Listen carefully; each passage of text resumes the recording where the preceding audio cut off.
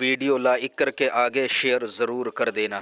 مولوی ثناءاللہ امرتسری نے اس جو ہے وہ تائید کرتے ہوئے لکھا، وہ کیا پڑھتے ہیں؟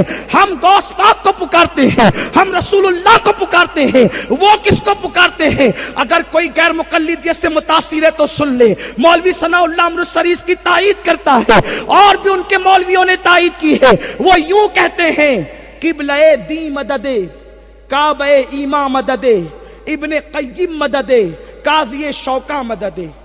یعنی وہ بھی کسی کو مدد کے لیے پکار رہے ہیں۔ یہ قاضی شوکانی اور ابن قیم کون ہے؟ یہ وہ لوگ ہیں جن کے زمانے میں لوگوں نے ذلیل کر کے ان کو اپنے شہروں سے نکال دیا تھا، یہ ان کو مدد کے لیے پکارتے ہیں۔ اور یہ ہم سنیوں کا مقدر ہے، ہم اس رسول کو مدد کے لیے پکارتے ہیں جس کے قبضے میں اللہ نے اپنے خزانوں کی کنجی عطا کر دی ہے۔ مالک کونین ہے، کو پاس کچھ رکھتے نہیں، دو جہاں کی نعمتیں ہیں ان کے خالی ہاتھ میں، ہم اس کو مدد کے لیے پکارتے ہیں جس جو قاسم نعمت ہے، مالک جنت ہے۔ اسی لیے تو مرشد فرماتے ہیں، اللہ اکبر، جہاں بانی عطا کر دے، بڑی جنت ہبا کر دے، نبی مختار کل ہے جس کو جو چاہے عطا کر دے، زمین ہوا میں اڑنے والے یوں نہ اترائیں ندا کر دے، ہوا میں اڑنے والے یوں نہ اترائیں ندا کر دے، وہ جب چاہے جسے چاہے اسے فرما روا کر دے۔ ہم غوث کو مدد کے لیے پکارتے ہیں جس کی ٹھوکر سے مردے زندہ ہوتے ہیں، ہم اس غوث کو مدد کے لیے پکارتے ہیں جس کی شان یہ وہ خود فرماتے ہیں، میرا مرید مشرق میں ہو اور میں مغرب میں رہوں، وہ مدد کے لیے پکارے تو میں مدد کے لیے پہنچ جایا کرتا ہوں۔ ہم اس کو پکارتے ہیں، یہ ابن قیم کو، قاضی شوکانی کو پکارتے ہیں۔ اتنا ہی نہیں، غیر مقلدین کے اتنے گندے عقائد ہیں، ان کے یہاں چوہا کھانا جائز۔ کنز الحقائق میں انہوں نے لکھا چوہا کھانا جائز، چھچھوندر کھانا جائز، کیڑے مکوڑے کھانا جائز، یہ ان کے یہاں جائز ہے۔ یہ میں یوں ہی نہیں کہہ رہا ہوں، کتابیں ہمارے پاس مالیگاؤں میں موجود ہے، اگر کوئی دیکھنا چاہے تو ہم اس کو ہمارے شہر میں آئے ہم بتا دیں گے۔ ہمارے یہاں غیر مقلدین مالیگاؤں میں جرجیس کو بلانا چاہتے تھے اور یہ دعویٰ تھا کہ ہم حدیث پہ عمل کرتے ہیں۔ ہمارے ایک محلے میں جب یہ باتیں بتائی گئی، غیر مقلدوں پہلے یہ ثابت کرو، اس دن کے بعد سے وہ جرجیس کا نام ہی بھول گئے، اور الحمدللہ آج تک جواب دیتے نہ بن پڑی۔ ثابت کرے کہ اس حدیث سے آپ نے مسئلہ نکالا کہ کتے کے چمڑے کے مسلح پہ نماز پڑھنا جائز۔ کہاں سے مسئلہ نکالا کہ ہر حلال جانور کا پیشاب اور پاخانہ پاک ہے؟ کہاں سے مسئلہ نکالا خود کے زنا کی بیٹی سے نکاح کرنا حلال ہے؟ ان ظالموں نے جو صحابہ کا نعرہ لگاتے، لکھا محمد علی جونا گڑھی نے لکھا کہ وہ بڑے موٹے مسائل میں حضرت عمر سے غلطی اور خطا ہو گئی تھی۔ محمد علی جونا گڑھی لکھتا ہے کہ رسول اللہ کا فرمان بھی حجت نہیں ہو سکتا، یعنی دلیل نہیں ہو سکتا۔ اگر نبی بغیر وحی کے کوئی بات کہہ دے تو ان کی بات مانی نہیں جائے گی۔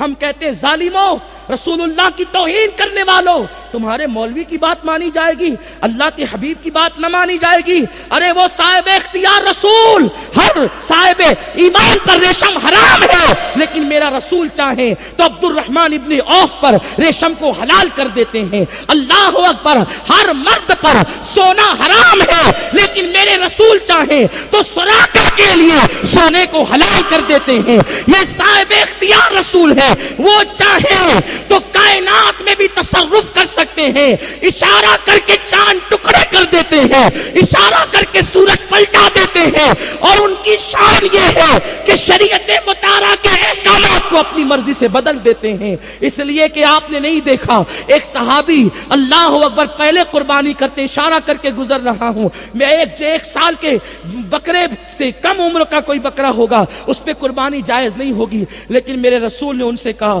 تم 6 مہینے کے بچے پہ قربانی کر لو، تمہاری قربانی ہو جائے گی۔ تو ان کی قربانی ہو گئی۔ ایک صاحب آئے، عرض کیا یا رسول اللہ میں نے روزے میں اپنی بیوی کی سے قربت کر لی ہے، کیا کروں؟ آقا فرماتے کفارہ ادا کرو، 60 روزے رکھنا ہے۔ عرض کی آقا ایک کا یہ حال ہے تو پھر میں کیسے 60 رکھ سکوں گا؟ آقا نے فرمایا کہ پھر مسکین کو کھانا کھلاؤ، 60 مسکینوں کو 2 ٹائم کا کھانا کھلاؤ۔ عرض کیا یا رسول اللہ میرے اندر اتنی طاقت نہیں کہ کھانا کھلا سکوں۔ پھر میرے صاحب اختیار پیغمبر نے فرمایا جی تھوڑا انتظار کرو، پھر تھوڑا رکو۔ پھر کیا ہوا؟ کھجور کی ایک ٹوکری لائی گئی اور تحفے میں میرے رسول کو پیش کر دی گئی۔ آقا فرماتے لے جاؤ اسی کھجور کی ٹوکری کو، ان کھجوروں کو مدینے کے مسکین میں تقسیم کر دو، مدینے کے غریبوں میں تقسیم کر دو۔ انہوں نے عرض کیا یا رسول اللہ میرے ماں باپ آپ پر قربان، مجھ سے زیادہ غریب مدینے منورہ میں کوئی نہیں ہے۔ میرے رسول نے فرمایا کھجور تو کھا لے، اپنے اولادوں کو کھلا دے، کفارہ ادا ہو گیا ہے۔ کوئی ایسا صاحب اختیار؟ یہ میرے نبی کا اختیار ہے۔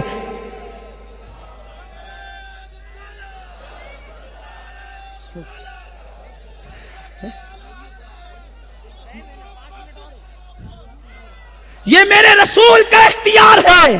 نبی مختار کوہ ہیں، جس کو جو چاہے عطا کر دے۔ ایک صاحب آتے ہیں اور عرض کرتے ہیں یا رسول اللہ میں اسلام قبول کر لوں گا لیکن میں جو ہے اسلام کے جو ہے وہ 5 وقت کی نماز نہیں پڑھ سکتا۔ میرے آقا نے فرمایا ٹھیک ہے میں تمہیں 2 وقت پڑھنے کی اجازت دیتا ہوں۔ میرے رسول نے ان کو 2 وقت پڑھنے کی اجازت دی۔ ظالموں تم کہہ رہے ہو کہ رسول کا قول حجت نہیں ہے، میرے رسول کا فرمان شریعت بنتا ہے، میرے رسول کا فرمان اللہ کا قانون بن جاتا ہے۔ آج بتائیں کوئی اسلام قبول کرنے کے لیے آئے گا تو ہے کسی مفتی میں ہمت، کسی محدث میں ہمت، کسی عالم میں ہمت کہ وہ یہ رعایت دے سکے اور اس طریقے کی بات کر سکے؟ یہ تو رسول کا اختیار ہے، اس لیے کہ اللہ نے میرے رسول کو ہر قسم کے اختیارات عطا فرمائے تھے۔ اس لیے سنی مسلمانوں ہم مقدر والے ہیں کہ ہمارے ہاتھ میں امام اعظم ابو حنیفہ کا دامن ہے، امام شافعی کا دامن ہے، امام احمد ابن حنبل کا دامن ہے، امام مالک کا دامن ہے۔ یہ لوگ تقلید کا انکار کرتے ہیں لیکن یاد رکھو یہ بھی تقلید کرتے ہیں، بلکہ محدث جوناگڑھی نے یہاں تک لکھا کہ جو مقلد ہیں، توجہ فرمائیں یہ بھی بات آپ کے کام آ سکتی ہے کہ جو تقلید کرتے ہیں وہ مشرک ہے، اور ایسے مشرک ہے جیسے کالی ماتا کو پوجنے والے مشرک ہیں۔ یعنی کہ مشرکوں کی جو دیوی ہے نا کالی ماتا، اس کو کالی کو پوجنے والے کے طرح مشرک ہے۔ اور لیکن ابن تیمیہ اپنے مجموعہ فتاوی میں لکھتا ہے کہ امام بخاری امام احمد ابن حنبل کے مقلد تھے۔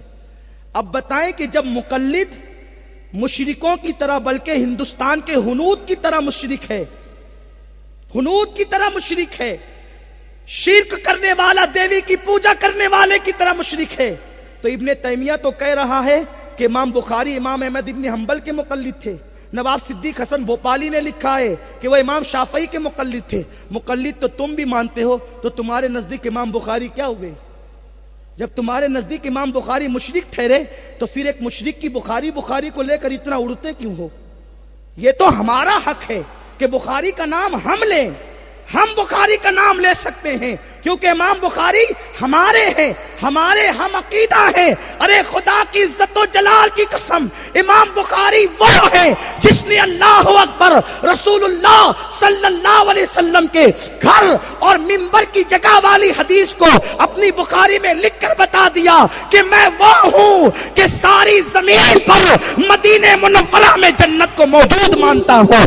امام بخاری وہ ہے جن کا گنبد بھی موجود ہے، جن کا مینار بھی موجود ہے، جن کا مزار بھی موجود ہے۔ اور علامہ ابن حجر لکھتے ہیں کہ امام بخاری کے وصال کے بعد جب بارش بند ہو گئی تو لوگ ان کے مزار پر آئے اور ان کے وسیلے سے دعا کی تو اللہ نے باران رحمت کا نزول فرمایا۔ تو تمہارے یہاں تو یہ شرک ہے، تو یہ شرک تو امام بخاری کے مزار پہ ہو رہا ہے، پھر تم بخاری لے کر پڑھتے کیوں ہو؟ اور پھر اللہ اکبر، ابن تیمیہ نے یہاں تک لکھا جو اجماع کا منکر ہے وہ کافر ہے۔